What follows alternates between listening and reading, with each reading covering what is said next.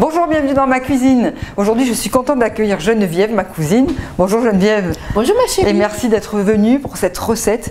En fait, Geneviève est la seule dans la famille à refaire la recette de notre tante arménienne Suzanne.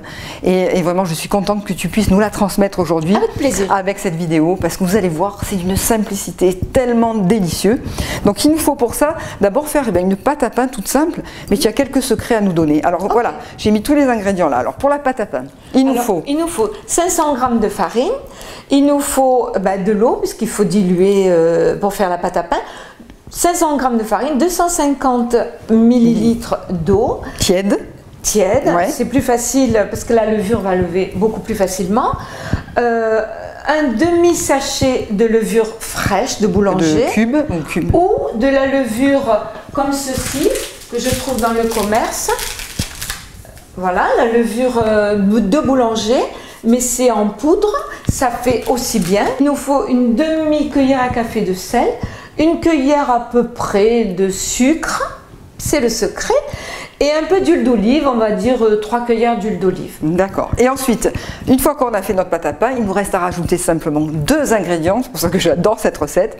C'est d'abord du sucre roux, non raffiné, ou du complet. Sucre complet, ainsi que du tahine qui s'appelle tout simplement la purée de sésame ou tahine. Voilà, on a tout ce qu'il faut. Allez, maintenant, il n'y a plus qu'à faire. C'est parti, on y va. Pour la pâte à pain, on va prendre un grand saladier dans lequel on va verser la farine, le sel, le sucre, l'huile d'olive, ainsi que la levure diluée dans un petit peu d'eau tiède. Et on va commencer par mélanger avec une cuillère, ça sera plus facile. Ensuite, on va verser les 250 ml d'eau pour obtenir une pâte bien homogène et bien souple. N'hésitez pas à rajouter un petit peu d'eau si nécessaire.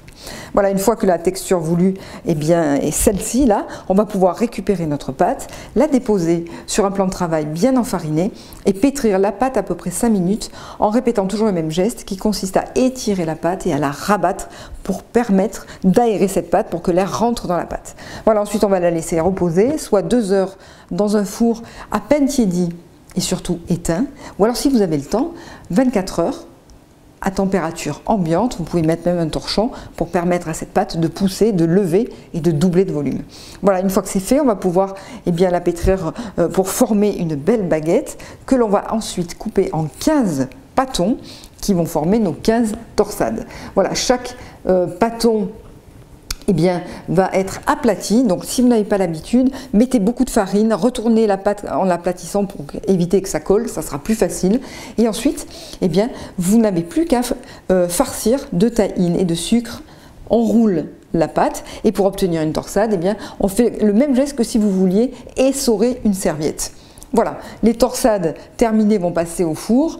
20 à 25 minutes dans un four préchauffé à 200, surveillez bien, quand elles commencent à être dorées, c'est prêt.